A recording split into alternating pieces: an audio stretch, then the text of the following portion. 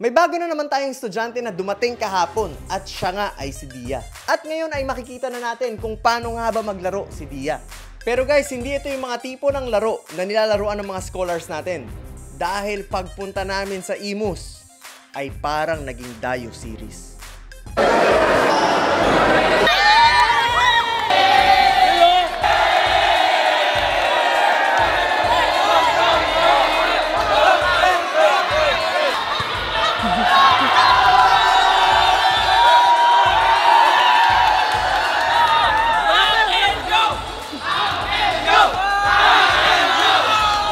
Nung makita ko ang lalaruan namin ay agad kong naisip si Dia.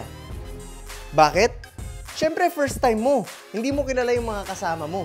Tapos bigla kang lalaro ng ganito ka-intense na laro at ang daming nanonood. Kaya't nilapitan at tinanong ko siya kung kinakabahan ba siya. At ang sagot niya sa akin ay, hindi. Buong buo ang loob nito ni Dia at yun ang gusto ko makita sa laro na to. So ito na guys, magsa-start na and panoorin na natin kung paano nga ba maglaro si Dia.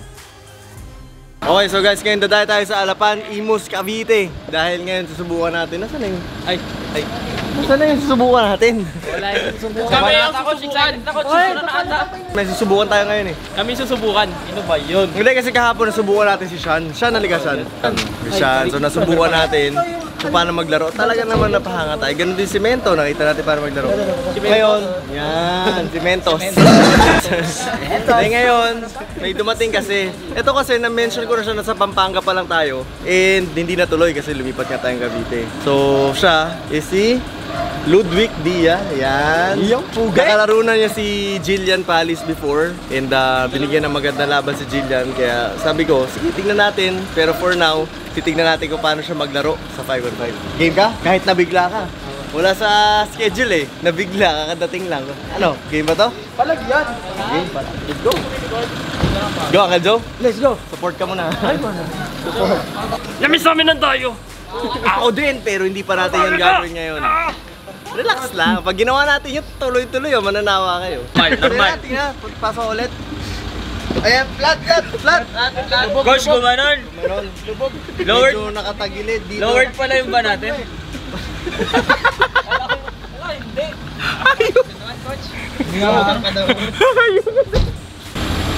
May susubukan lang tayo ngayon na player guys. Pero yung laro na lalaroan natin, parang Dayo. Hindi yung the usual na ginagawa natin dito sa court. So ngayon lang ito mangyayari. And na-miss din namin dumayo. So hindi natin alam kung gaano karami manonood. Pero definitely hindi yun yung parang the previous games na parang wala naman tao. Tinitingnan lang talaga natin how they play. Pero ngayon I think maraming manonood. Sa lugar nila Mark yun eh. Tapos in-announce kanina.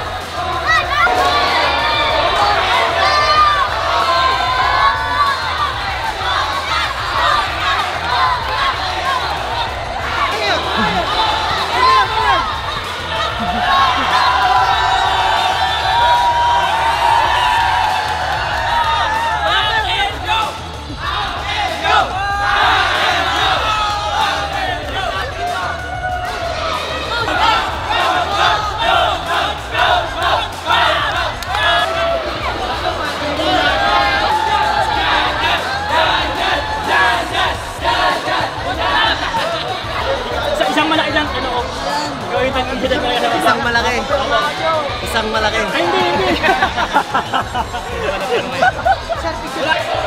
Ito po yun. Bigla lang to guys. Siguro mga kanina lang natin napag-desisyonan kasi nga dumating nga si Dia. So naisip ko, sinusubukan naman natin yung ibang mga players natin before tayo mag-start mag-ensayo. So naisip ko, kila Mark, sabi niya doon sa amin coach, pwede oh. Biglaan lang, wala tong plano guys. So andito na tayo ngayon. Okay, so guys, ang gusto ng kalaro natin, 1-2, 1-25. Naging Dayo series siya, magdadayo man tayo. Hindi pa ito yon guys. Nagmukha lang din ganun dahil syempre dami kahit pa paano tagal natin hindi ginawa. Pero again, ang main purpose is gusto ko makita kung paano maglaro si Ludwig Dia. So, nung nakalaro niya si Jillian, maganda yung laban and alam naman natin na siyempre sobrang skilled si Jillian and pag maganda yung laban na kumbaga yung one-on-one for example, ibig sabihin yung kalaban niya magaling din. So gusto ko makita ngayon si Dia ng live 5-on-5 like kung paano natin ginagawa yung ibang players. Pero medyo nag-evolve lang dahil tinitignan natin siya ngayon sa laro na kung saan parang Dio series na rin. Unlike yung mga iba na parang game shot kahit pa paano. Ganun din eh kasi mga nakalaro namin mga taga Manila kung napanood nyo yun. So medyo napupunta na tayo sa ganong scene unti-unti.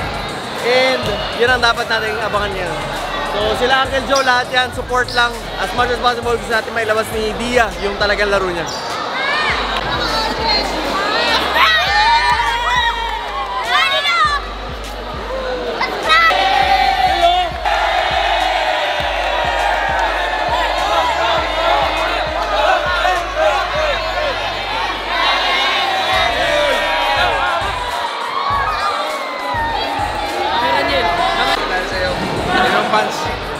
Thank you sa'yo. Thank you sa'yo. Pwede mo, tara picture mo na.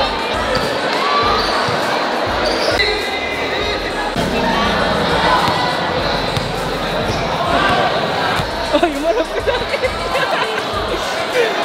Magto-toss coin pa lang. Toss coin na lang. Oo. Oo. Ah?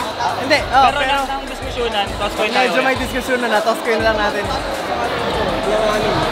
Basta gano'n, basta kahit ano. Hindi na nagkakaintindihan. Toss coin Hindi tayo. na agad para mabilis. 25, Ay, uno hindi ko doon. alam. 25 ba?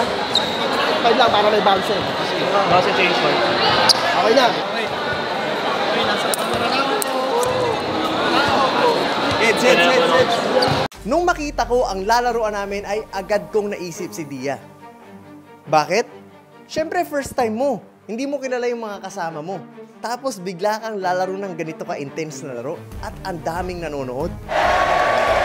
Kaya't nilapitan at tinanong ko siya kung kinakabahan ba siya. At ang sagot niya sa akin ay hindi. Buong buo ang loob nito ni Dia at yun ang gusto ko makita sa laro na to. So ito na guys, magsa-start na and panoorin na natin kung paano nga ba maglaro si Dia.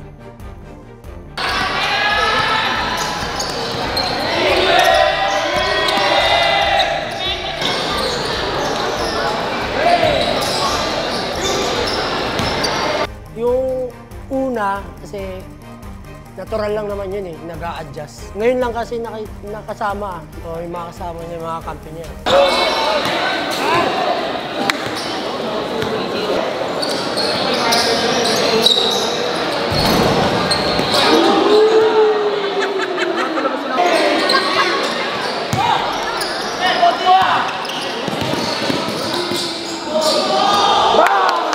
Baga naninibago siya sa amin na kasi parang kakarating niya lang din po nun, bigla siya sumabak sa ganun na naninibago po siya.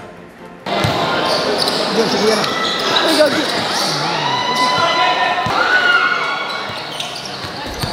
Yeah, diretso, pre. Kate.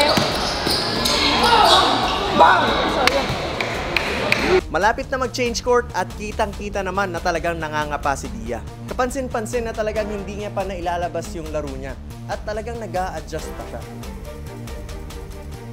Hindi talaga ganun kaganda ang pinakita ni Dia bago mag-change court. Tambak din sila sa kalaban nila. Pero pagdating ng second half ay nagulat kami sa ipinakita niya. Change court. Kapaan niya na, gumagalaw na siya na bukal sa puso niya. May tapang na. Uminit-init na, nakukuha niya na lahat ng galaw, kaya niya na kontrol yung laro namin, nasabay niya na kami yung pasa.